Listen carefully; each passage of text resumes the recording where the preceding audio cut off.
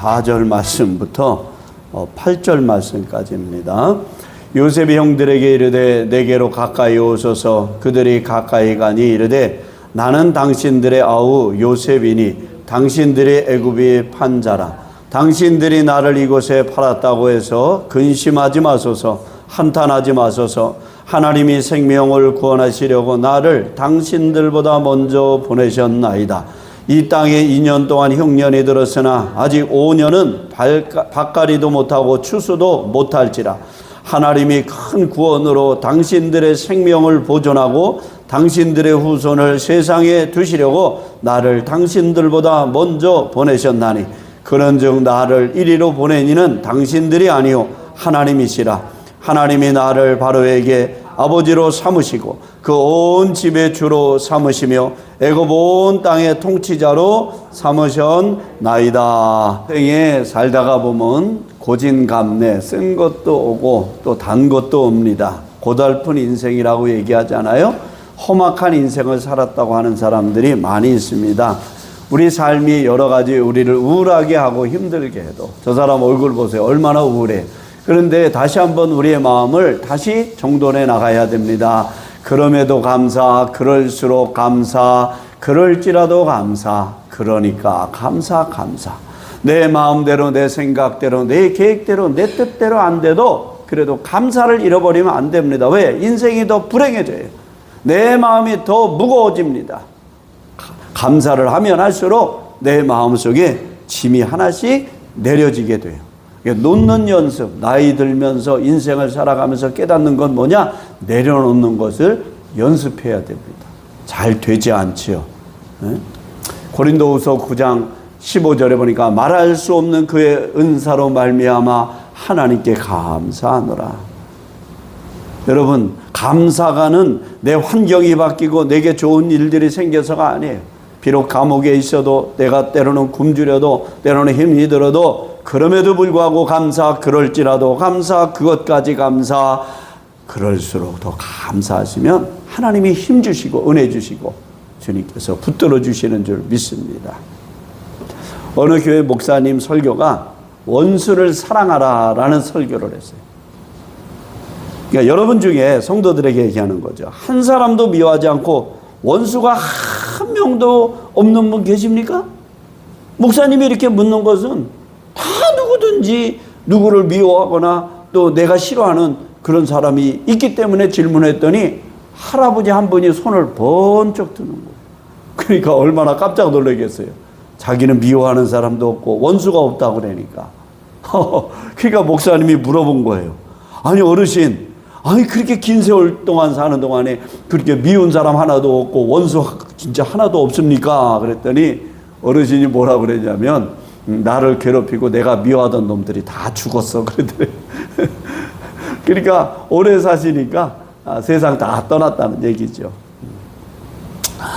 우리가 살다가 보면 참 미웃고 또 여러 가지 마음에 아프게 하는 일들도 있지만 그럼에도 불구하고 믿음 안에서 감사하시면서 사시는 은혜가 있기를 축원합니다. 오늘 이 말씀에 인간의 힘으로 도대체 불가능한 사건이 오늘 창세기 45장에 나오는 사건이에요. 위대한 용서입니다. 위대한 용서. 이 용서라는 게 이게 쉽지가 않아요. 말은 쉽지만 이게 정말 쉽지 않습니다. 정말 내가 미워하고 꼴보기 싫은 사람, 다시는 보고 싶지 않은 사람, 때로는 그게 가족이 될 수 있고 형제가 될 수 있고 이웃이 될 수 있고, 근데 그걸 용서한다는 건 이게 쉽지가 않아요. 영국의 그 주교 웨스트민스터 사원의 저게 무덤입니다. 무덤. 주교니까 상당히 신앙적으로 사는 사람입니다. 근데 이 사람이 젊을 때 꿈이 뭐였냐면 세상을 바꾸는 거였어요. 그 묘비에는 이렇게 써 있다고 합니다. 내가 젊고 자유로워서 상상력에 한계가 없을 때 나는 세상을 바꾸겠다는 꿈을 가졌다. 좀 더 나이가 들고 지혜를 얻었을 때 나는 세상이 바뀌지 않으리라는 걸 그제서 깨달았다는 거예요. 그래서 나는 내가 살고 있는 나라를 바꾸겠다고 결심했답니다. 그러나 그건 역시 불가능한 일이었다. 황혼의 나이가 되었을 때 나는 마지막 시도로 나와 가장 가까운 내 가족을 바꾸겠다고 마음을 정했답니다. 그러나 아무도 바뀌지 않았답니다. 이제 죽음을 맞이하는 침상에 누워 나는 깨달았다. 만약 내가 내 자신을 먼저 바꾸었더라면 그것을 보고 내 가족이 바뀌었을 것을. 가족의 힘으로 내 나라를 더 좋게 바꿀 수 있었을 것을. 그리고 누가 아는가, 세상까지도 바꿀 수 있었을지. 묘비에다 이렇게 써놨다는 겁니다. 혈기왕성하고 젊을 때는 세상을 바꾸겠다고, 나라를 바꾸겠다고, 내 가정을 바꾸겠다고 했지만 불가능하다는 거예요. 나중에 죽을 때야 깨달은 게 뭐냐? 나도 안 바뀌었는데 내가 먼저 바뀌었더라면. 여러분, 그러니까 남을 바꾸기 전에 내가 먼저 변해야 돼요. 내가 먼저. 변한다는 것, 바꾼다는 것, 용서한다는 것 쉽지 않습니다. 말은 쉽지요. 남이 하는 거 보면 쉬워 보이죠. 막상 자기가 하면 쉽지 않습니다. 세상에 쉬운 일 하나도 없습니다. 용서도 마찬가지예요. 진정한 용서, 그리스도의 삶의 본질. 오늘 예수님도 수도 없이 용서에 대해서 말씀하셨어요. 너의 잘못을 용서하면 아버지께서도 너의 잘못을 용서하시리라. 네가 다른 사람의 죄를 용서하면 하나님도 너희 죄를 용서해 주실 것이다. 그래서 성경은 끊임없이 하나님은 우리에게 말씀하십니다. 용서해라. 그러면 너희가 용서를 받게 될 것이다. 여러분, 쉽지 않아요. 내가 바뀌지도 않고 남을 용서한다는 것 쉽지가 않습니다. 회개할 때 용서하라고 그랬어요. 누가복음 17장 3절에 보니까 회개하거든 용서하라. 진심으로 잘못했다고 뉘우칠 때 용서해라. 용서의 기준은 내가 아니에요. 서로 용서하는 거예요. 하나님이 그리스도 예수 안에서 우리를 용서하신 것처럼 용서하라는 것입니다.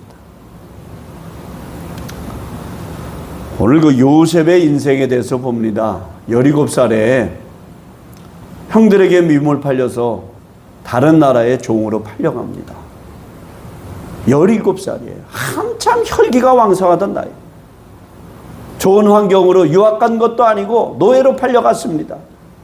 열심히 일했는데 억울한 누명, 성폭행범이 돼서 감옥에 갇힙니다. 정말 억울합니다. 내 편이 될 사람 하나도 없고 종의 말을 들을 사람 하나도 없습니다. 억울하게 감옥살이 하지만 불평하지 않아요. 원망하지 않아요. 그 생활이 몇 년 동안? 13년의 세월을 그렇게 돼요. 근데 나중에 이 문제가 다 해결되고 요셉이 뭐라고 그랬는지 아세요? 다 하나님이 하셨습니다. 할렐루야. 이 말 속에는 다 용서의 용서. 다 하나님이 하셨다는 거예요. 정말 고생하고 억울하고 속상하고 뼛속 깊이 원망이 사무칠 만한도 할 텐데 형들을 생각하면 이빨 뿌득뿌득 갈고 싶을 텐데 내가 형들 때문에 얼마나 고생했는지 알아? 얼마나 억울했는지 알아? 얼마나 내가 힘들었는지 알아? 하면서 그 마음속에 쌓인 울분을 토하면서 형들에게 그 죄에 대한 책임을 물을 수 있는 이미 한 나라의 큰 애굽이라는 나라의 총리가 됐습니다. 근데 요셉은 그런 말 한마디도 하지 않아요. 내가 고생하고 내가 힘든 세월을 보냈지만 하나님이 나를 이곳에 유학 보내셨어요. 내가 비록 감옥살이하고 억울하게 성폭행범이 되고 남의 집에서 노예 생활하고 고통의 세월을 벌었지만 이건 다 누가 하셨느냐? 하나님이 하셨다. 요셉은 다 용서했어요. 우리 용서의 관점이 내 기준이 아니에요. 내가 의로워서 내가 선해서가 아니에요. 예수 그리스도 하나님의 관점. 그래서 예수님이 우리를 위해서 죽으심으로 우리의 죄를 다 용서해 주셨어요. 죽을 날을 살려줬는데 뭘 용서 못하겠냐 이 말이에요. 다시 말씀드리지만 쉽지는 않습니다. 그런데 차츰차츰 나를 바꿔가는 거예요. 세상을 바꿀 생각하지 말고 나라를 바꿀 생각하지 말고 내 자신이 바뀌어져야 된다는 거예요. 얘를 언제 깨달았냐? 죽을 때야 깨달아요. 내가 바뀌지 않았다는 걸. 빨리 깨달아야 돼. 내가 바뀌어야 된다. 내가 바뀌어야 된다. 용서는 내 관점이 아니에요. 사람의 관점이 아니에요. 하나님의 관점이죠. 오늘 요셉이 1절에 얘기합니다. 복 북받쳐 오르는 정을 억제하지 못하면서 소리질러 자신을 밝힙니다. 당신들이 나를 이곳에 보낸 것이 아니라 하나님이 하셨습니다. 하나님의 섭리, 하나님의 은혜. 과거에 제가 두려워서 벌벌 떨던 형들을 보면서 논리적으로 형들의 죄를 지적하면서 원망하는 것이 아니라 따뜻한 정 많은 사람처럼, 고통당하는 사람을 품어주는 것처럼 품어주는 동생 요셉의 모습에 형들이 감동이 안 될 수가 없겠죠. 오늘 7절 8절 보니까 하나님이 큰 구원으로 당신들의 생명을 보존하고 당신들의 후손을 세상에 두시려고 나를 당신들보다 먼저 여기에 뭘 보내셨냐? 유학 보내셨어요. 이민 보내셨어요. 감옥살이 유학, 종으로서 이민, 노예 생활, 이민 생활, 고통의 생활, 억울한 생활이지만 사람이 한 것이 아니라 누가 하셨다? 하나님이 하셨다는. 이해 안 돼요. 나도 이해 안 되고 형제들도 이해 안 돼. 그런데 하나님이 하셨다는 겁니다. 22년이라는 세월 만에 형들을 만나면서 그 형들의 악행 속에 그 분노도 쌓일 만한데 다 용서하는 거예요. 이게 쉽지 않더라고요. 제가 다 말씀을 드릴 수는 없지만 이게 정말 쉽지 않아요. 근데 나이 들수록, 예수 믿으면 믿을수록 직분이 중요한 것이 아니라 용서하면서 사랑하면서 살아야 돼. 중요한 건 환경을 바꾸려고 하지 말고 내가 바뀌면 돼요. 내가 바뀌면 돼. 그럼 내가 미워하는 사람 어떻게 돼? 그 상처 어떻게 해요, 목사님? 아니에요. 하나님의 뜻과 하나님의 섭리가 있다는 거예요. 오늘 요셉도 그러죠. 그런즉 나를 이리로 보낸 이는 당신들이 아니요 하나님이시라. 하나님이 보내셨다는 거예요. 진정한 용서는 하나님의 마음을 갖는 거예요. 그게 믿음이에요. 그게 믿음. 그럼 우리는 미워한 사람들이 나오면 어떻게 돼? 로마서 12장 19절에 보니까 사랑하는 자들아 너희가 친히 원수를 갚지 말고 하나님의 진노하심에 맡기라. 하나님 반드시 하나님 갚을 건 갚으시고 보상할 건 보상하신다 이 말이에요. 원수가 없는 것이 내게 있으니 내가 갚으리라고 주께서 말씀하시니라. 네 원수가 줄이거든 먹이고 목마르거든 마시라. 그리함으로 네가 숯불을 그 머리에 쌓아놓으리라. 악에게 지지 말고 선으로 악을 이기라. 그게 하나님의 뜻이에요. 하나님의 뜻. 오늘 요셉은 하나님의 형상, 예수 그리스도의 그런 형상을 닮은 모습으로 형제들을 맞이합니다. 내가 참을게. 내가 억울하지만 내가 참을게. 그게 아니에요. 오늘 4절 말씀에 보니까 형들 내게로 가까이 오세요. 사랑으로 다 용서한 겁니다. 형들에게 내게 가까이 오세요. 가까이 가니 나는 당신들의 아우 요셉입니다. 당신들의 애굽의 판 요셉입니다.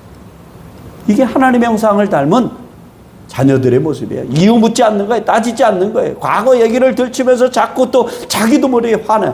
과거 얘기하면요 자기도 모르게 막 이게 분노가 폭발하는 경우가 있어요. 그러니까 얘기할 필요 없어. 그냥 그 과거는 과거야. 지난 건 지난 거 다 하나님이 하신 거예요. 이게 용서예요. 이게 진짜 용서예요.